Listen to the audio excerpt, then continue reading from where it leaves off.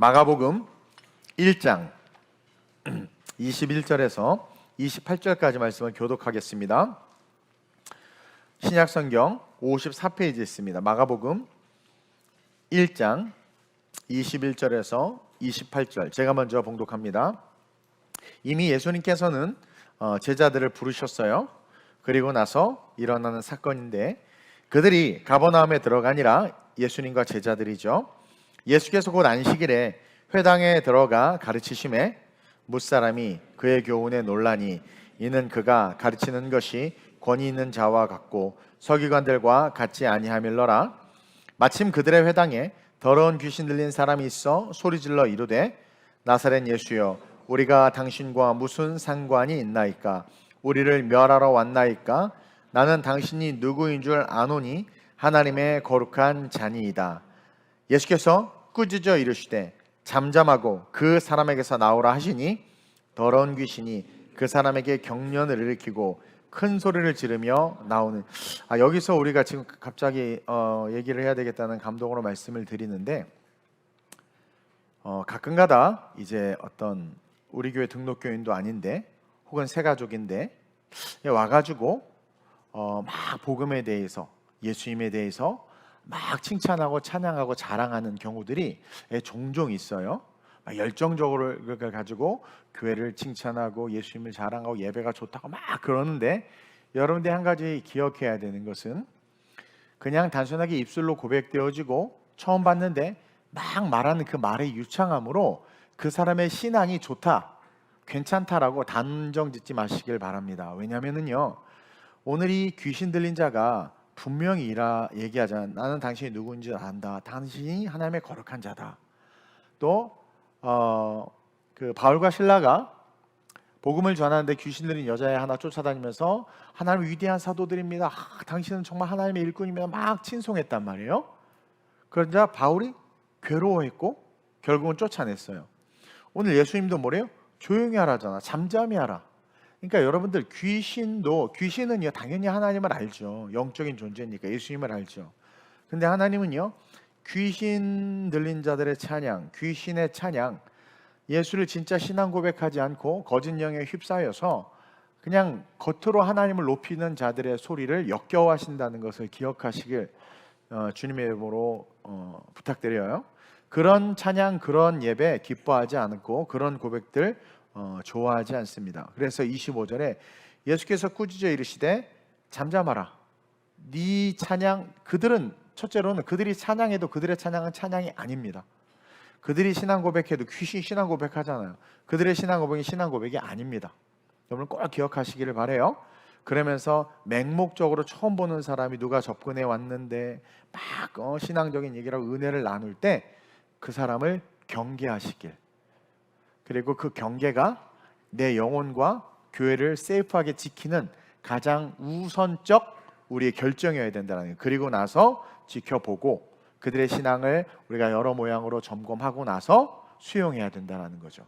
왜냐하면 오늘날 이 시대에 이단들, 거짓 증인들이 많고 거짓으로 전도받아서 오는 분들도 많고, 지금 이단이 너무 판을 치고 있잖아요. 이러한 이 시대 속에서, 그러니까 하여튼 뭔가 이렇게 목회자들도 뭔가 막 진리를 외치는 것 같고 복음을 외치는 것 같은데, 그것이 성경에 없는 주변의 상황들을 이야기하는 사람들 있어요. 막 시대가 어떻고 막 하는, 자기 지식을 자랑하는 건데, 여러분 이런 자들도 하나님을 찬양하는 예배가, 하나님을 찬양하는 설교가 아니에요.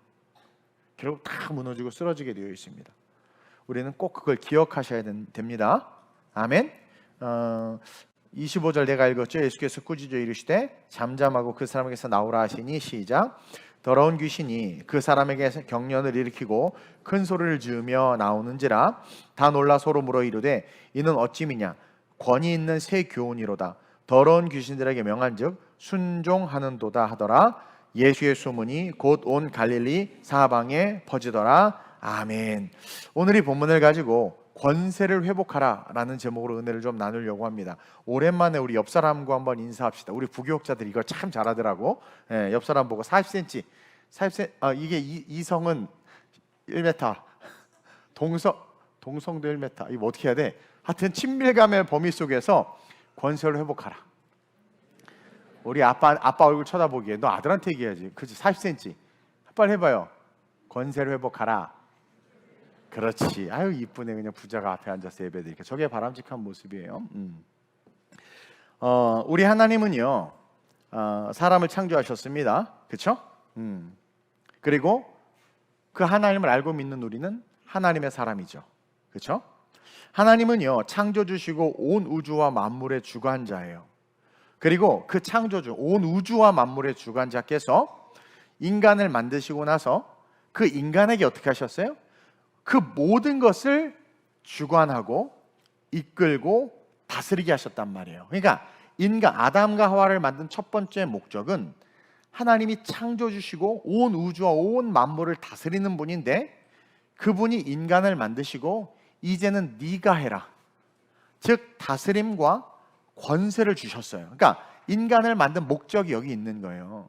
저와 여러분들이 이 땅에 존재하는 이유와 목적은 하나님이 하셔야 하는 그 일, 천지 만물을 다스리고 주관하는 그 일을 하게 하시고자 우리를 창조하셨다라는 거죠. 그리고 그것을 우리는 뭐라고 부른다? 권세라고 부른다. 그래서 그 권세를 주신 겁니다. 저와 여러분들에게, 아니 아담과 하와에게 최초에. 그렇죠? 그래서 땅을 다스리고 땅을 정복하고 땅에 있는 모든 것들과 하늘에 나는 것들과 모든 것들을 다스리고 정복하라고 이야기하잖아요. 그들의 이름을 지으라고 말하는 것은 그들은 너의 것이다, 소유물로 주신 거란 말이에요. 소유격이 된다라는 거죠. 그렇게 아담과 하와에게 그 권세를 주셨는데 아담과 하와가 어떻게 합니까? 그 권세를 빼앗겼단 말이에요. 여러분, 우리는 그 권세를 빼앗긴 존재예요. 누구에게 빼앗겼어요? 마귀에게 빼앗겼잖아요. 그래서 죄사함을 받지 못한 자들, 복음으로 거듭나지 못한 자들, 신앙 고백을 통해서 침례받고 신앙 생활을 하지 못하는 자들, 그러한 자들은요 절대로 하나님이 주시는 권세가 회복될 수도 없고 그 권세를 소유할 수도 없어요. 그러니까 예수 그리스도로 말미암아 신앙이 회복되지 않은 자들은 태초에 아담과 하와에게 주신 권세 뺏겼잖아요. 마귀에게. 그 빼앗긴 권세가 회복될 수가 없다라는 거죠. 그래서 우리는 마귀의 종들이 되고, 예수님이 너희 아비는 마귀라고 말하면서 너희는 그냥 지옥에 던져질 그런 먼지 같은 존재가 된다라고 이야기하는 거예요. 그래서 현재 우리가 살고 있는 이 시대 속에 존재하는 권세 있죠. 여러분, 권세가 무슨 뜻입니까? 권력과 세력의 합성어예요. 다시 말하면 이 땅에, 이 세상에 현재 존재하고 있는 그 권세는요, 그 권세들은요 오직 타락한 세상과 어둠의 권세들 뿐이라는 거예요. 우리가 아주 훌륭한 정치인을 뽑는다고 해서 그가 훌륭하게 정치할 것이라는 착각을 버리시길 바랍니다. 그 사람이 하는 것이, 그가 정말 거듭난 그리스도인이 아니고서는 그가 가진 권세는 세상에 이미 빼앗겨버린, 하나님의 권세는 빼앗겼죠. 그 빼앗긴 권세는 사라졌기 때문에 세상의 타락한 권세들과의 관계 속에서 펼쳐지는 권세이기 때문에 선한 것이 나타날 수가 없다라는 거예요. 근데 마귀는 요즘에 자꾸 정의와 공의를 부추겨서 우리로 하여금 그것에 대해서 이렇게 일어나게 하는데, 이게 마귀의 괴계인 거예요. 왜냐하면 그것을 이루어낼 권세가 존재하지 않는 상황에서 그것을 드러내는데, 현 세력의 권세들은 어떻게 합니까? 우리의 기대와 바람과는 다르게 세상의 악으로 흘러간단 말이에요. 그 가운데서의 어때요? 인간들은, 백성들은 고통과 좌절로 말미암아 무기력하게 된단 말이에요. 이게 마귀의 권세예요. 그래서 성경은 정사와 권세를 위해서, 너희의 권력자를 위해서, 지도자를 위해서 기도하라고 이야기하고 있는 겁니다. 어쨌든 이 세상에 존재하는 모든 권세는 타락한 세상과 어둠의 권세들 뿐이에요. 그래서 여러분, 이 세상에 악이 득세하는 거야. 이상하게 악한 사람은 뭔가 어떤 잘 돼. 근데 착한 사람, 아니 착하려면 진짜 완전히 착하든가, 그렇죠? 이게 뭔가 이상한, 하여튼 그런 사람들 자꾸 당해. 그럼 안 돼, 뭘 해도 안 돼. 악인들은 계속 득세하는데 올바름을 가진 자들은 이게 잘 못 일어나. 그러다 보니까 악이 득세하는 세상 한복판에서는 죄가 아니에요. 여러분, 죄가 아니에요. 악이 득세하고 세력을 잡은 그 지역에서는 죄가 아니고 선이 아니란 말이에요. 선과 진리가 무참히 짓밟히는 현장일 뿐이라는 거죠. 우리는요, 하나님이 주신 권세, 하나님이 주신 권력과 세력을 갖고 있지 못하기 때문에, 자, 예전에는 교회가요, 하나님이 주신 권력과 세력을 가지고 있었어요. 초대교회들이 하나님이 주신 권력과 세력을 갖고 하나님의 권세를 갖고 있었단 말이에요. 그러니까 로마도, 그 거대한 로마 제국도 이 그리스도인들이 이기지를 못하는 거예요.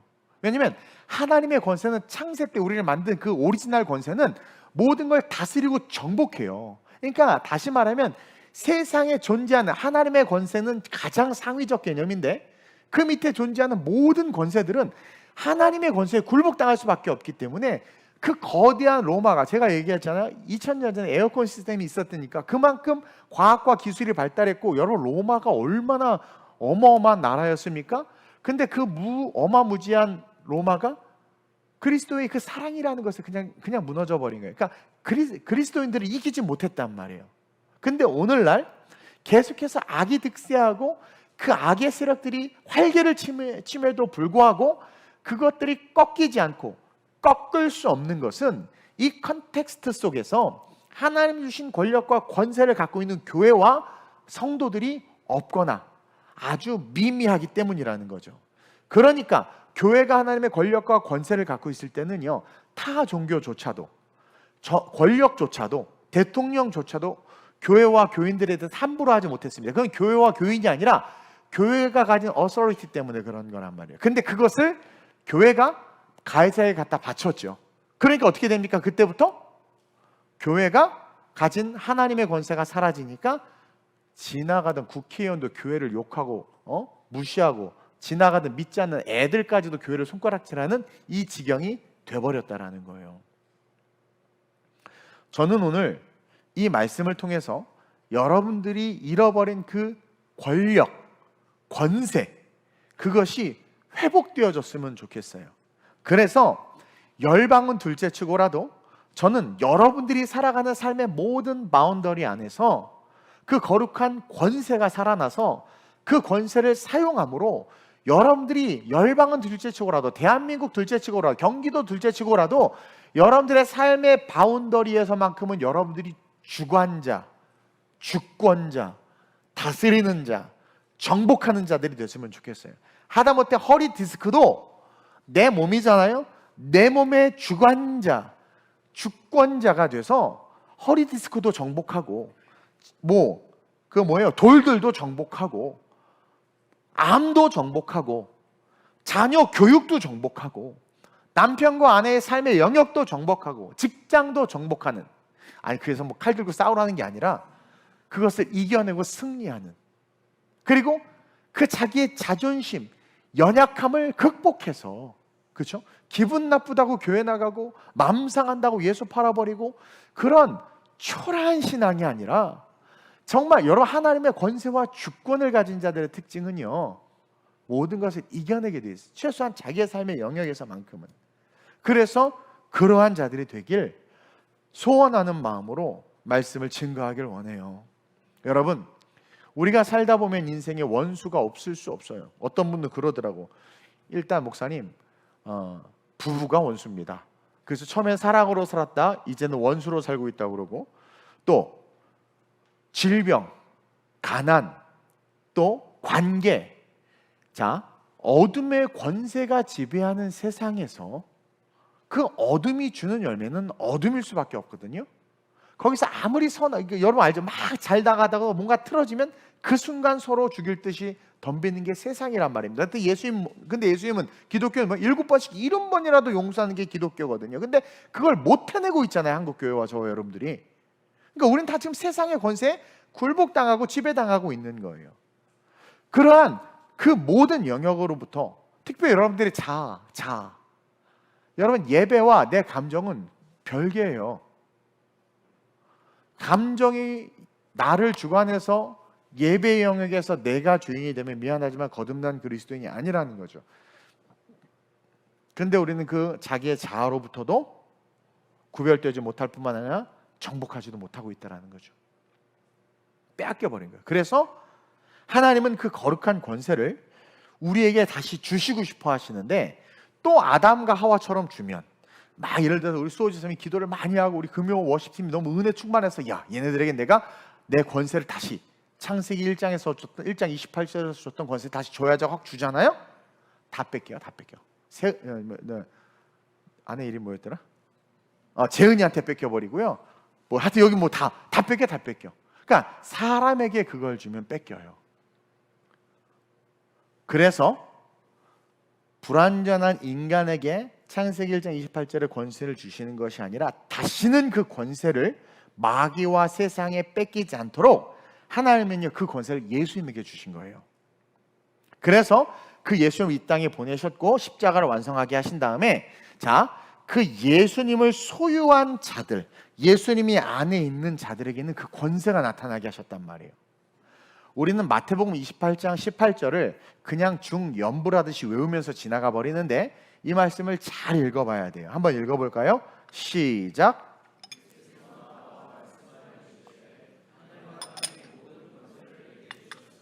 그렇죠. 그러면서 모든 민족과 열방으로 제자 삼으라고 이야기했단 말이에요. 근데 그 시작점에 이렇게 이야기하고 있는 거예요. 예수께서 나와서 말씀하여 이르시되 하늘과 땅의 모든 것에, 창세기 1장 28절. 그렇죠. 하나님은 창조주고 온 우주와 만물을 다스리는 분이잖아요. 그분의 권세예요. 하늘과 땅의 모든 권세. 그걸 누구에게 주셨습니까? 우리에게 안 주셨어요. 이미 줬다 실패했기 때문에 그 권세를 누구에게 주셨어요?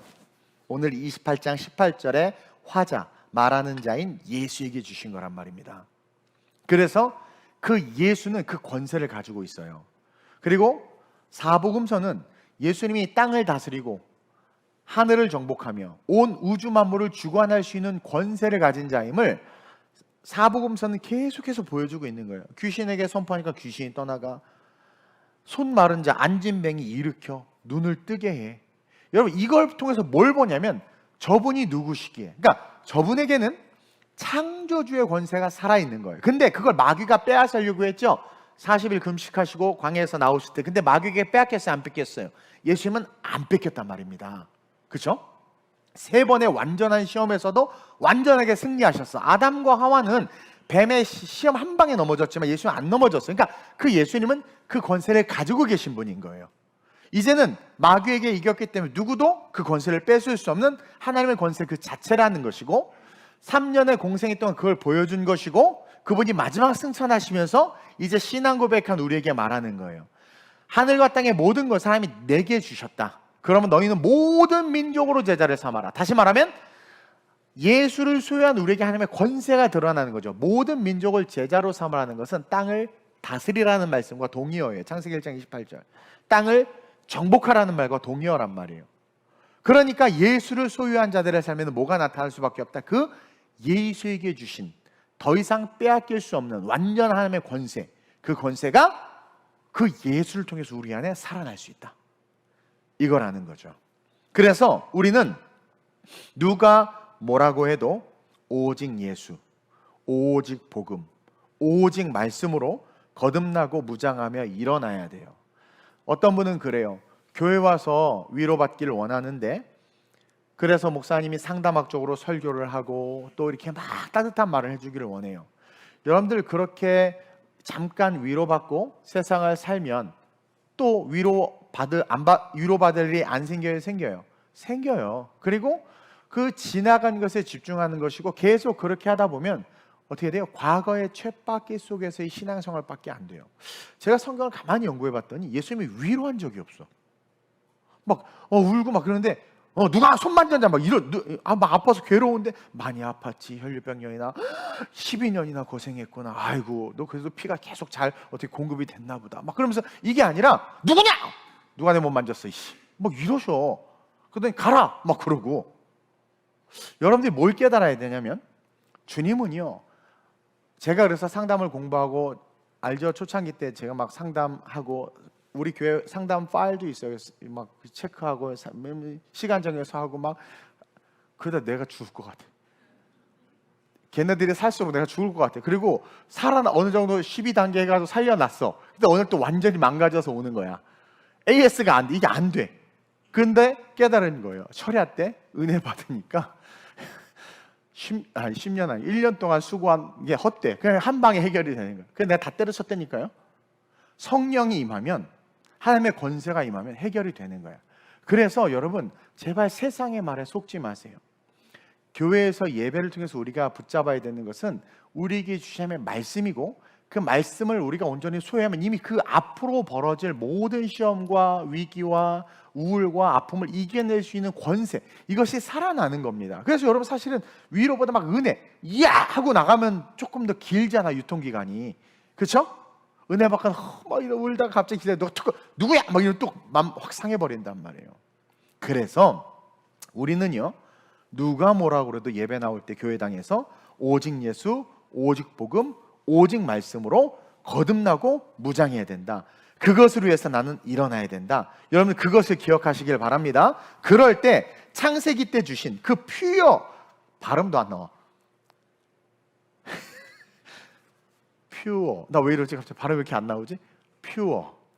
퓨어한 그 순수한, 그러나 창조의 강력한 능력이 배어있는 그 권세, 영어로는 authority, 헬라어로는 dominion, 그것을 통해서 사단의 그 어둠의 진, 귀신과 저주의 질병, 어둠의 영들, 그 권세들을 파하고 오히려 우리가 그들을 지배하고 그들을 굴복시키면서 주님 오실 길을 예비하고 기록된 말씀을 지킬 수 있는, 동시에 내가 왜 살아야 하지? 라는 그 살아가야 할 이유와 목적을 발견할 수 있는 거라는 거죠. 그래서 저는 여러분들이 세상의 권세가 아니라 하나님의 권세를 가지고 세상을 살아가는 자들이 되기를 원해요. 그래야 돼요. 그래서 세상의 권력에 기대지 마시고 세상에서 힘을 얻고자 애쓰지 마시고 하나님 안에서의 하나님의 권세를 누리면 그를 높이라. 그래야만 그가 너를 높이리라. 이것은 모든 everything, 모든 영역에서 그래요. 교사가 그를 높이면 하나님은 교사의 영역에서 그를 높여요. 사업가가 그 사업의 영역에서 하나님을 높이면 하나님은 사업의 영역에서 그를 높인단 말이에요. 그를 높이라. 그래야만 그가 너를 높이 들리라. 그를 품으라. 그가 너를 영화롭게 하리라. 하나님의 말씀대로 그렇게 된단 말이에요. 그래서 도처에 나약함에 무너지는 사람들, 그런 사람들이 요즘에 너무나도 많죠.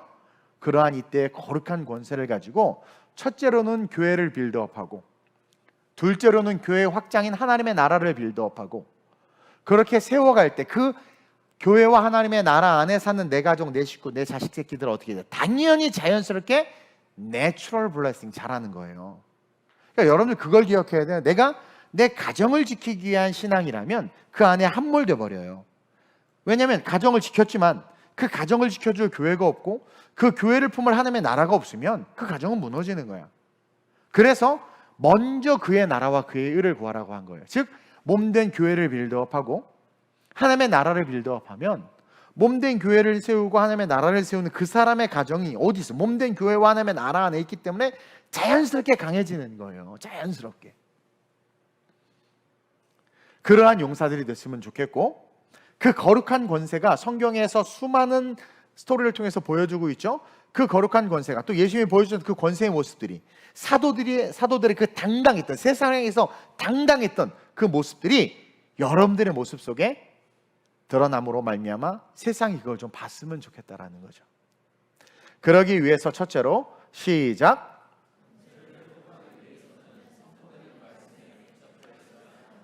여러분 말씀은 두 종류가 있습니다. 말씀은 기록된 말씀이 있고 선포된 말씀이 있습니다. 이 말씀은 이 둘로 나눠집니다.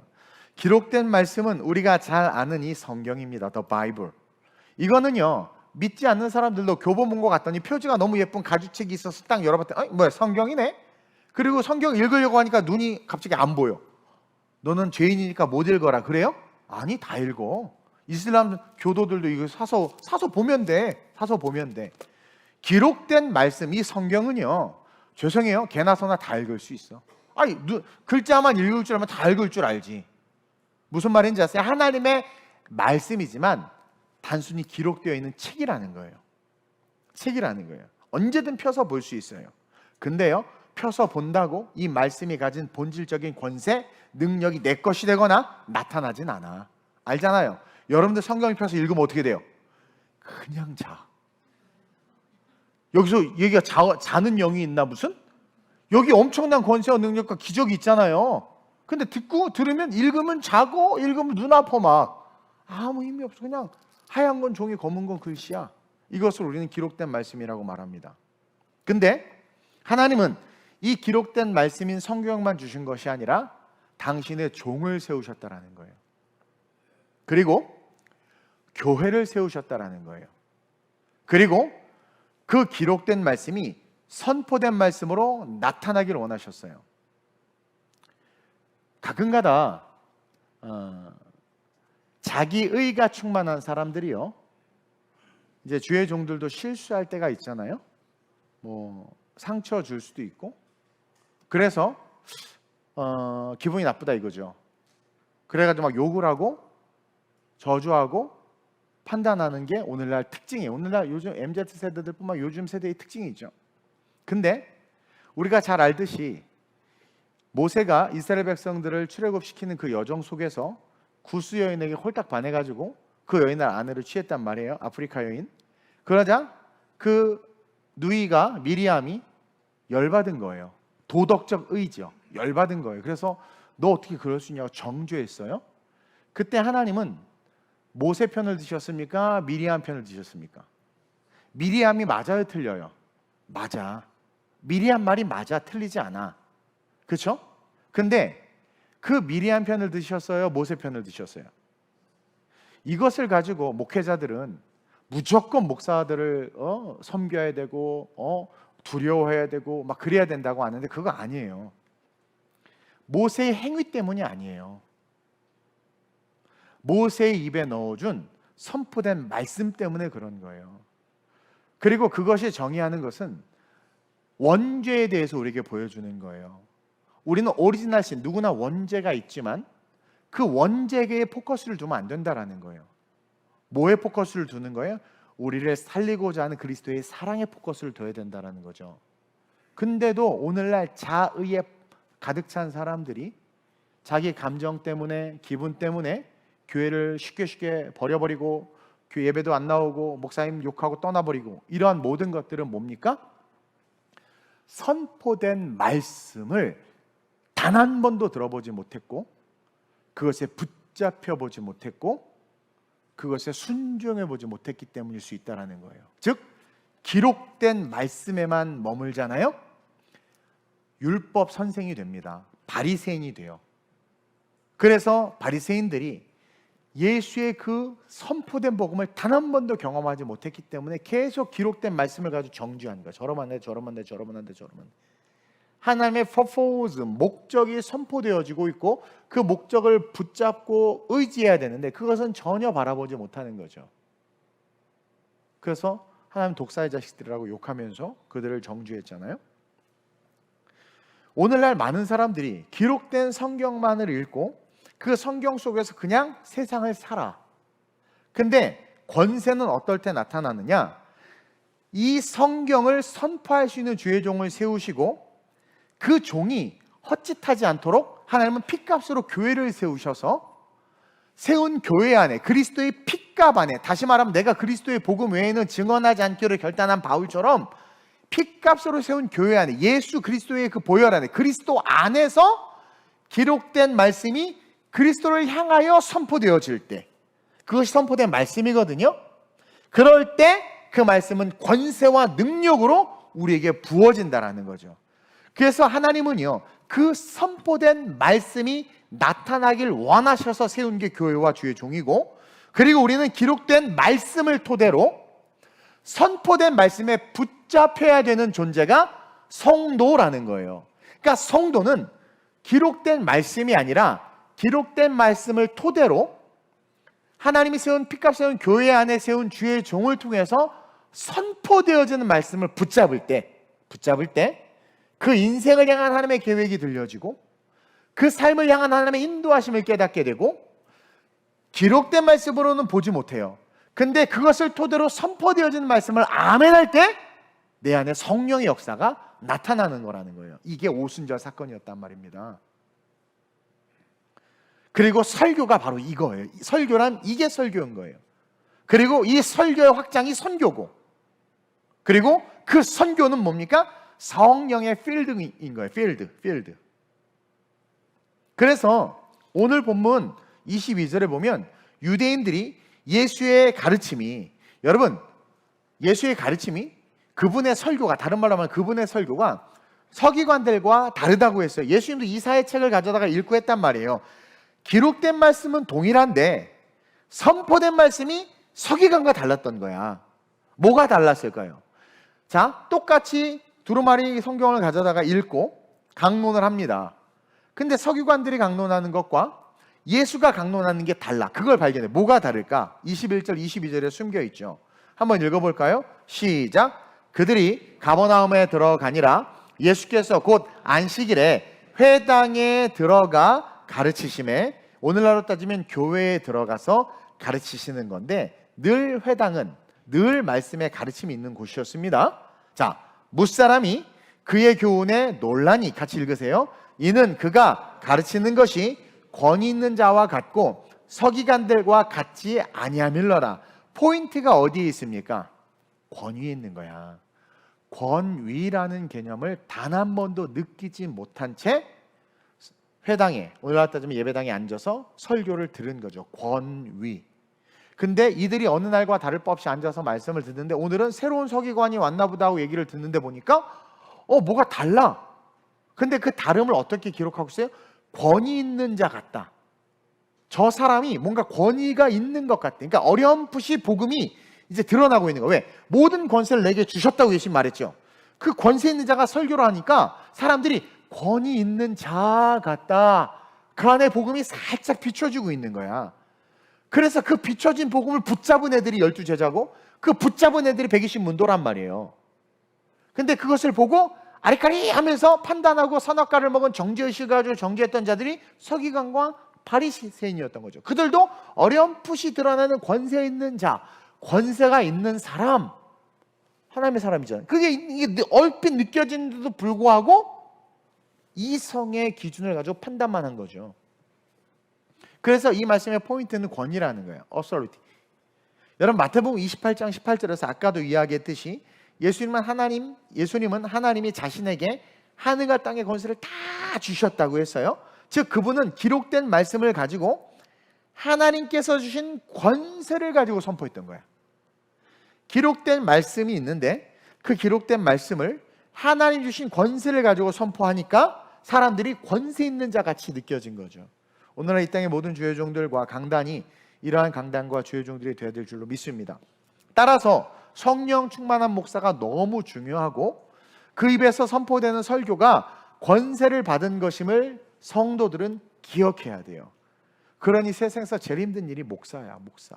정말 이거는 힘든 일이에요. 그럼 목사님 다시 태어나도 목사를 할 겁니까? 나는 그 대답을 정확하게 할 수 있어. 첫째, 난 다시 태어나지 않아.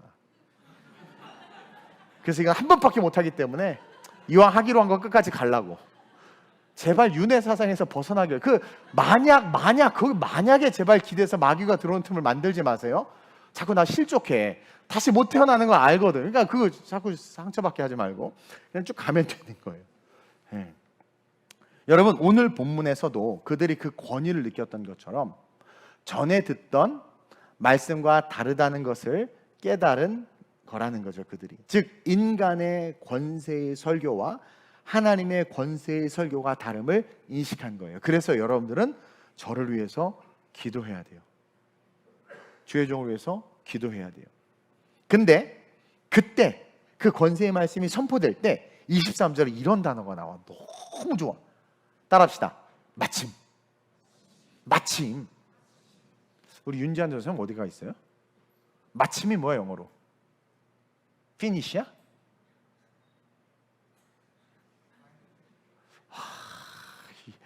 뉴요커가 그럼 나 어떡하라는 거지? 마침, 더 엔드야? 디 엔드야? 그게 아니죠. 때마침, in its time, 그때, 딱 그때. 내가 영어를 더 잘하네? 오씨.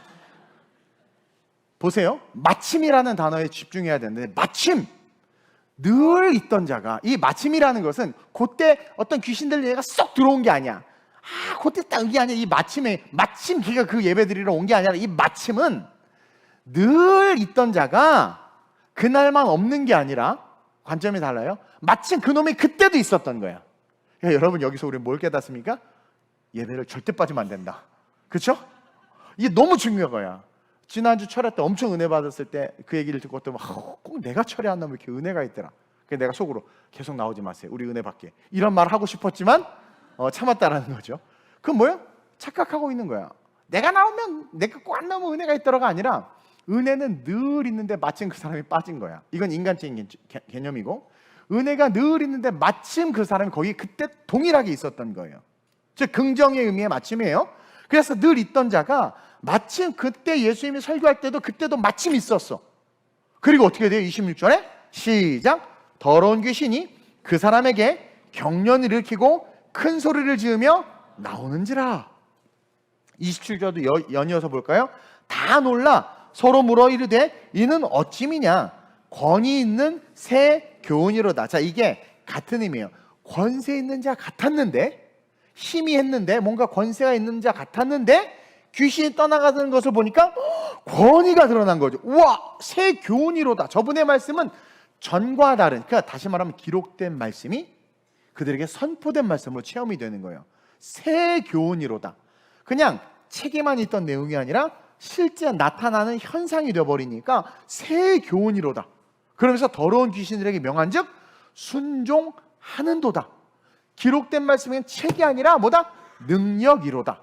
하늘과 땅의 모든 것을 내게 주신 분이 선포하니까, 땅을 다스리고 땅을 정복하고 온 우주와 만물과 모든 것을 다스릴 수 있는 그 권세가 나타나니까 귀신들까지도 항복하는 거죠. 이 새 교훈, 이게 성령으로 말미암아 선포된 말씀이라는 거예요. 그래서 하나님이 교회를 세우고 예배당에 나오라고 우리에게 이 제도를 주신 것은, 힘든 세상 가운데 얘들아, 기록된 말씀만 붙잡고 살지 마. 어떤 분은 가정교회가 좋다, 무슨 가정교회에서 집에서 자기만 여러분, 말씀은요 성경의 법칙입니다. 훈련된 주의 종들을 통해서 선포된 말씀이 되는 것이지 절대로 평신도를 통해서 선포된 말씀이 흘러나오지 않아요. 근데 오늘날 진보적 신학자들과 교인들은 평신도들도 설교를 한단 말입니다. 간증이나 말씀을 읽고 은혜를 나누는 것은 괜찮아요. 그러나 선포된 말씀은 주의 종들을 통해서 하나님이 하게 하셨단 말입니다. 근데 자꾸 이게 세상이 바뀌면서 하나님의 제도까지도 인간의 생각으로 막 바꾸려고 하는데, 대부분 그 대표적인 게 성 정체성이죠. 양성밖에 없는데 왜 그냥 양성을, 양자를 빼고 성 그래버려? 그러면서 거기 확 포괄적 개념으로 넓혀버려요. 여러분, WCC 같은 거 종교다원주의를 왜 지지해? 예수만이 유일한 구원이다. 그거 너무 다른 종교에 미안한 일입니다라고 말하는 목사들 왜 이렇게 많아지나 모르겠어요? 잘못된 거죠. 왜냐하면 선포된 말씀을 단 한 번도 경험하지 못한 채 그냥 기록된 말씀만을 보니까, 이 기록된 말씀을 읽고 선악과가 작동해서 판단하니까 확장 해석해버리는 거예요. 그래서 자기 생각에는 옳지만 하나님의 법에 비추면 잘못된 거거든. 그래서 미리암이 문둥병 걸린 이유가 그거란 말입니다. 너의 법은 인간의 선악의 기준이냐 하나님의 뜻이냐? 하나님의 뜻이 가장 중요하다는 거예요. 그래서 그 뜻을 알게 하고자 예배당에 나오게 하고, 말씀을 가르치는 목사를 최소 4년, 5년, 7년 동안 공부하게 하고, 9년, 그리고 그 훈련된 과정을 통해서 말씀을 선포하게 하는 거란 말입니다. 무슨 6개월 목사 코스. 나는 그 사람 밑에 있는 영혼들이 너무 불쌍해요. 이 예배당에서 그런 인간의 편리주의와 합리주의로 탄생된 거짓 종들을 통해서 성도들이 물질과 생명과 영혼을 유린당하고 갈취당하는 거 아니겠습니까? 수많은 이단 사상들, 그 백투 예루살렘 이단이잖아요. 예? 무슨 마지막 시그널 다 이단이란 말입니다.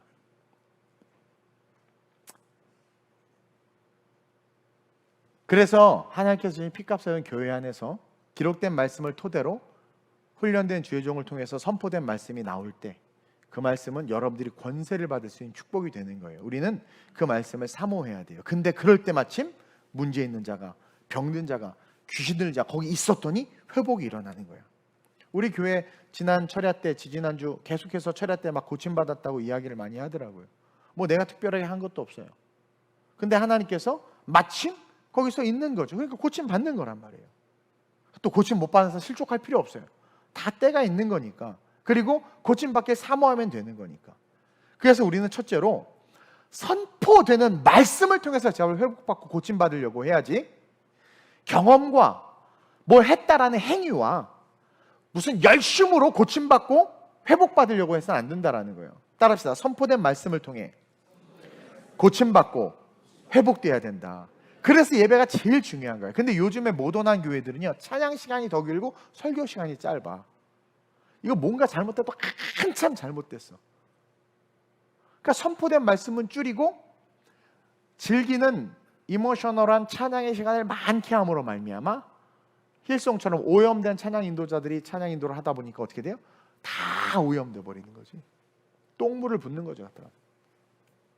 근데 거기다가 선포하는 설교자 또한 역시 똥물을 갖다 부으면 어떻게 돼요? 지옥 가는 거죠, 이제. 그래서 성경에 모든 좋은 것을 가르치는 자와, 그러니까 말씀을 가르치는 자와 모든 좋은 것을 함께하라. 이것을 많은 목사님들이 과거에 말씀을 가르치는 자와 모든 좋은 것을 함께하라. 너 차 샀냐? 나 차 갖고 와. 너 옷 샀냐? 나 옷 사줘. 너 좋은 거 나도 줘. 이런 망할 설교들을 많이 했죠, 옛날에. 근데 말씀을 가르치는 자와 모든 좋은 것, 여러분 그 모든 좋은 것이 뭐겠습니까? 옷이고 차고 집이겠어요? 모든 좋은 것, 그리스도를 위한 것들, 선교, 봉사, 나눔, 구제, 선교, 사랑, 예배, 기도, 찬송, 전도, 이 모든 좋은 함께 하는 거. 그러니까 말씀을 가르치는 자와 모든 좋은 것을 함께 하려고 해야 돼. 다시 말해 성령이 이끄시는 것을 말씀을 가르치는 자 계속 함께 하려고 해야 돼. 근데 자기 생각, 자기 주관으로 하려고 하니까 뭐예요? 그래 해라 이거예요. 근데 그 사람은 자기의 공력대로 합니다. 그러나 하나님과는 아무 상관이 없는 일이 되니까 나중에 염소의 무리에 있는 자들에게 나 너 모른다고 말해버리는 그 일에 목숨을 걸고 하는 거야. 근데 어떤 사람은 그냥 목사님 하자는 대로 그냥 계속해. 그럼 주님이 왔을 때 내가 안다. 너 나에게 물 주고 떡 줘. 언제요? 얘는 자기 하기 싫었는데 목사님이 한다고 하니까 한 거야. 그러니까 근데 했어. 근데 순종한 거죠. 근데 주님이 왔지. 너 나 목마를 때 물 줬다. 그러니까 언제요? 그럼 나 모르는 거야. 근데 얘는 그 순간 순종한 거거든요. 그래서 순종이 제사보다 난 거란 말입니다. 그러니까 여러분 선포되는 말씀이요, 너무나도 중요한 거예요. 그리고 그 말씀 속에 권세를 가진 예수님의 말씀이에요. 그 말씀, 권세와 함께 그 말씀, 예수님이 우리에게 오는 거기 때문에 아멘으로 화답할 때 내 삶의 바운드리 영역에 마침 병이 떠나가, 마침 문제가 해결돼, 마침 내 삶이 리커버 되는 거예요. 이 은혜를 사모하면서 앞으로 예배 나옵시다. 이 은혜를 사모하면서 설교 들으시길 주님의 이름으로 축원드립니다. 따라서 둘째로 시작. 우리는 회복된 권세 이제 써야 돼. 그렇게 권세로 말미암아 반드시 회복시켜요. 저 역시 청년의 때에 그렇게 회복된 사람이에요. 그 권세로. 그래서 회복된 그 권세를 가지고 이제 우리는 어떻게든 써야 돼. 자, 오늘 본문 이후에 예수님은 이제 계속해서 발걸음을 옮기십니다. 많은 사람이 있는 곳으로 가면서 계속해서 발걸음을 옮기시는데, 옮기시면서 계속해서 선포되는 말씀을 통해서 예수님이 하는 일은 뭐냐면 하나님께서 주신 그 권세로 병자들을 계속 고치고 있어요. 계속 치유하면서 계속 걸어가고 계세요. 그리고 자신이 택한 제자들에게 그것을 계속 보여주고 있는 거예요. 지금 자, 마가복음이 제가 좋은 게 아주 심플해서 좋은데 1장 16절에 어부들을 부르시고 이어서 이 귀신 들린 자들이 회당에서 쫓겨나는 모습을 참관하게 하시고 OJT, on the job training을 한 거죠. 하고 제자들을 데려가면서 계속 고쳐요. 제자들이 이걸 계속 보는 거죠. 계속 교육을 시키는 거예요. 그리고 나서 나중에 어떻게 합니까? 승천하시면서 너희도 이와 같이 하라고 해버려요. 즉 예수를 믿고 예수를 말미암아 거듭난 자들은 권세가 있을 수밖에 없고 권세가 있다라는 것을 전제로 이제 그 권세를 가지고 먼저는 너 자신을 향해서, 이게 되게 중요해요. 예수님이 너 안에 있는 권세를 너를 위해서 먼저 쓰라고 말합니다. 그리고 이어서 이웃을 향해서, 그리고 교회와 열방을 향해서 사용하라고 이야기하고 있는 거예요. 자, 회당 안에 있던 귀신 들린 자, 교회 안에 있던 귀신 들린 자, 문제 있는 자, 저와 여러분들이에요. 즉 권세 있는 말씀이 선포될 때 마침 그때 서 있는 그 귀신 들린 자가 우리란 말이에요. 우리란 말이에요. 그래서 그 권세를 먼저 나에게 써야 돼. 그래서 우리가 은혜 받고 회복되지만 또 시간이 지나면 은혜가 떨어지고 또 고통 속에 있을 때 잊지 말아야 될 게, 나에겐 권세가 있어. 내가 나사렛 예수의 이름으로 명하노니 지금 이 우울한 마음들, 내 허리 디스크, 예수의 묶임을 떠나 가라. 낫지 않아도 하나님께서 낫게 하실 것을 믿고 계속해서 선포할 수 있어야 돼요. 그 권세를 자기 자신에게 써야 된다는 것을 배워야 되고, 동시에 오늘 28절에 예수의 소문이 온 갈릴리 사방에 퍼지는데 이 소문의 내용이 뭘까요? 두 가지입니다. 예수님이 권세 있는 자 같아 라는 소문과, 두 번째 소문은 뭡니까? 귀신 들렸던 애였잖아. 근데 낫다라는 거죠. 다시 말하면 저 사람 이동훈 별볼 없는 애였잖아. 근데 저렇게 주의 일을 멋지게 감당하는 목사가 됐어?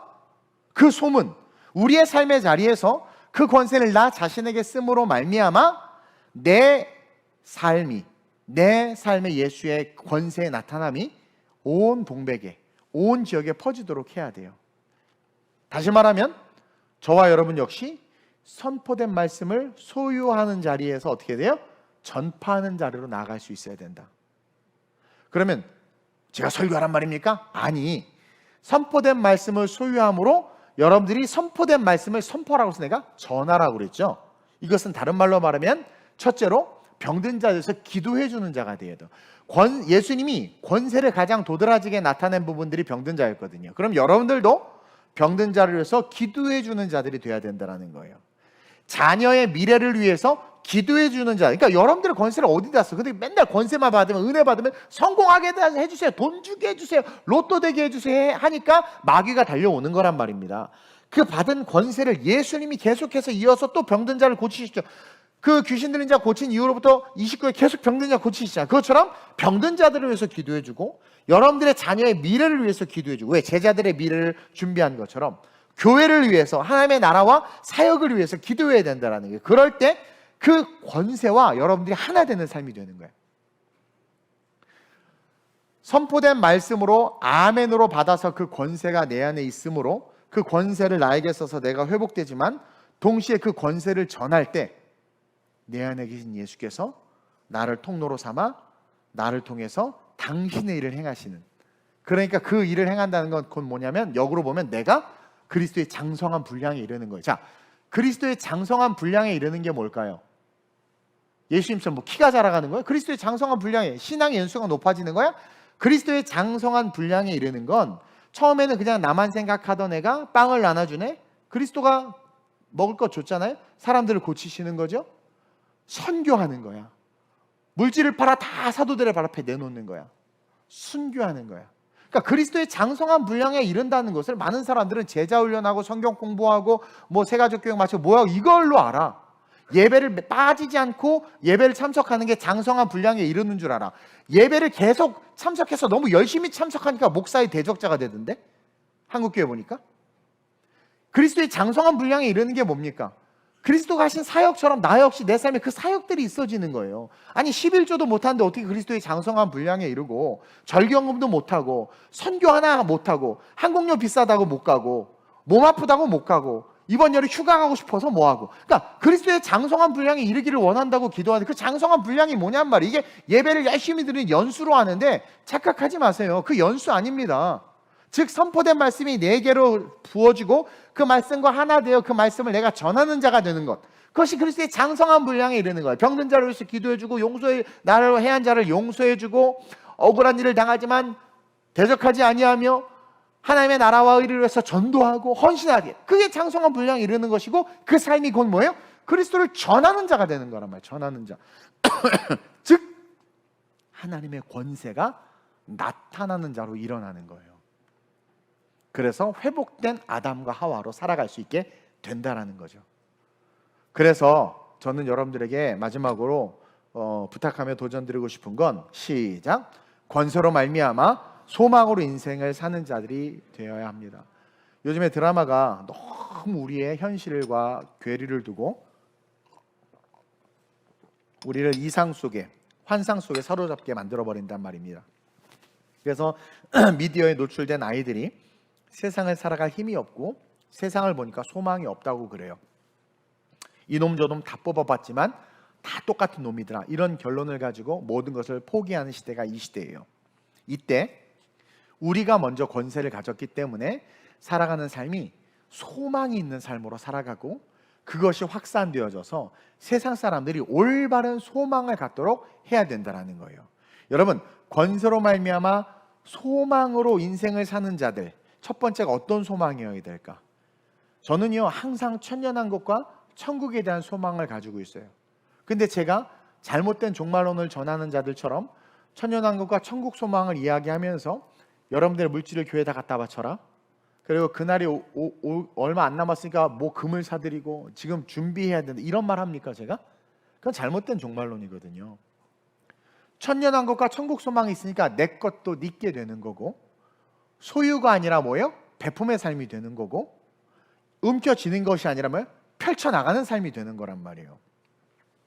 우리 교회 선교 재정을 이야기하고 사역을 얘기하면 저를 사랑하고 아끼는 분들이 그런 말씀하세요. 어떻게 그렇게 하냐고. 쉽지 않다고. 그 쉽지 않은 게 저에게 쉬울 수 있는 이유가 바로 권세로 말미암아 소망을 가지고 인생을 살기 때문이에요. 천년왕국과 천국 소망을 가지고, 그리고 보다 나은 내일이 될 것을 믿는 소망이 있어야 돼요. 우리는 자꾸 죄된 습성 때문에 과거를 회귀하고 복귀해요. 그래서 그 일이 또 일어나는 거야. 그리고 왠지 내가 옛날에 그래서 또 그럴 것 같다라는 마귀의 잔상을 받아 먹어버리는 거죠. 그러니까 또 그렇게 해버리는 거야.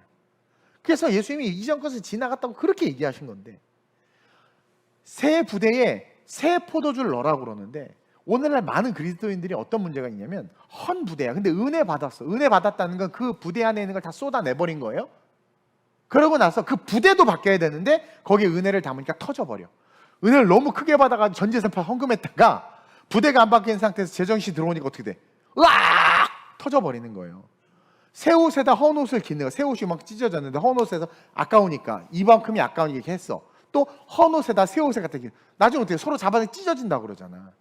이게 뭐냐면 과거를 회귀하고 복귀하면서 오늘을 살기 때문에 나타나는 현상이에요. 근데 권세 있는 자들은 그러지 않아요.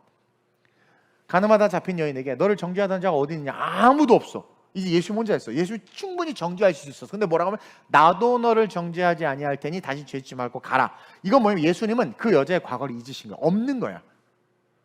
지금 예수를 직면하는 이 순간부터 있는 거야. 그러니까 죄짓지 마라. 이 순간부터. 나도 너를 정죄하지 않아. 난 네 과거 신경 쓰지 않아. 가라 이거예요. 이게 우리 그리스도인들의 삶의 태도여야 된다는 거예요. 오늘보다 나은 내일이 있을 것에 대해서 믿어야 돼. 믿어야 돼. 그리고 내 모든 기도가 응답될 것이라는 소망이 있어야 돼. 어떤 사람 아픈데 치유해 주실 거야. 목사님 기도하면 낫는다고 하는데 날까? 났으면 좋겠는데 나야 되는데, 이게 다 불신앙의 고백이야. 그리 아니하실지라도 저는 기도받고, 그리 아니하실지라도 저는 낫기를 구할 것이며 주여 고쳐주옵소서. 기도가 응답될 것에 대한 소망이 있어야지. 우리 교회가 거룩하고 아름답게 부흥할 것에 대한 소망이 있어야 돼. 그런 소망이 있어요? 근데 안 돼. 우리 안 돼. 인구 절벽 안 돼. 우리 목사 하는 거 보니까 안 돼. 이게 뭐예요? 자기 선악과 먹고 판단하는 거 아니겠어요? 좀 선악과 좀 그만 드셨으면 좋겠어요. 사과값이 그렇게 올랐는데 왜 자꾸 선악과를 먹나 몰라. 에? 선포되는 말씀을 먹어야 돼요, 우리는.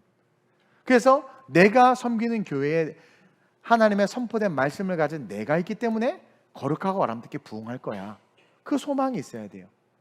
그래서 그 소망이 이루어짐으로 말미암아, 거룩한 권세가 회복됨으로 말미암아 누리는 그 소망이 제가 사랑하는 우리 성도님들의 삶에 충만하시길 주님의 이름으로 축원드립니다. 그래서 정말 이 땅에 주님밖에 없어요. 진짜 예수님밖에 없어요. 예수님밖에. 근데 사람들은 예수님에 대해서 식상하니까 뭐예요? 이제 예수 외의 설교들을 하려고 엄청나게 노력을 하는 거죠. 예수 외의 설교들을 하려고. 예수 외의 설교들. 그러니까 인문학적이 될 수밖에 없고, 지식적이 될 수밖에 없고, 철학적인 내용을 얘기할 수밖에 없고. 왜 강단에서 철학의 얘기가 나오냔 말이에요. 왜 철학의 얘기가 나와? 복음의 얘기가 나와요. 철학은 그 시작점이 신은 없다로부터 시작한 건데, 그럼 또 아니요, 신이 없다로부터 시작해서 신이 있다로 귀결될 수 있습니다. 뭐 그따 어려운 짓 해. 기록된 말씀을 믿기만 하면 되는데, 선포된 말씀으로 받아들이면 되는데. 우리가 이 찬양 한번 고백하고 기도할 텐데, 여러분 이 권세에 대해서 묵상하시길 주님의 이름으로 축원드립니다. 그리고 그 권세가 여러분들 삶에 회복되길 주님의 이름으로 축원드립니다. 여러분, 권세가 회복되기 위해서 권세를 가지신 분이 예수님입니다. 우린 권세 없어요. 우리의 권세는 이미 타락했어요. 없어요. 아담에게 줬던 것은 빼앗겨 버렸어요. 그래서 예수님에게 권세를 줬고, 그 권세를 가진 예수님이 내 주인이 될 때 우리 어떻게 권세를 소유할 수 있게 되는 거예요. 따라서 그 예수님이 내 삶의 주인이 될 수 있는 그 예수님 말씀이잖아요. 그 말씀을 어떻게 돼요? 붙잡아야 돼. 선포되는 말씀에 붙잡힐 수 있는 내가 될 수 있게 해달라고. 제발 말씀을 쳐내지 마시길 바랍니다. 말씀을 붙잡고 그 붙잡은 말씀으로 말미암아 그 권세가 내 안에 들어오고, 들어온 권세를 쓰는 그 권세를 씀으로 말미암아 내일에 대한 영원한 소망을 가지고 인생을 살아가는, 그래서 행복한, 정말 기대와 소망에 넘치는 그런 성도들 되시길 축원드립니다. 이 땅에 오직 주밖에 없네. 그 무엇도 나를 여러분, 주님은 말씀이에요. 말씀. 주님의 평안.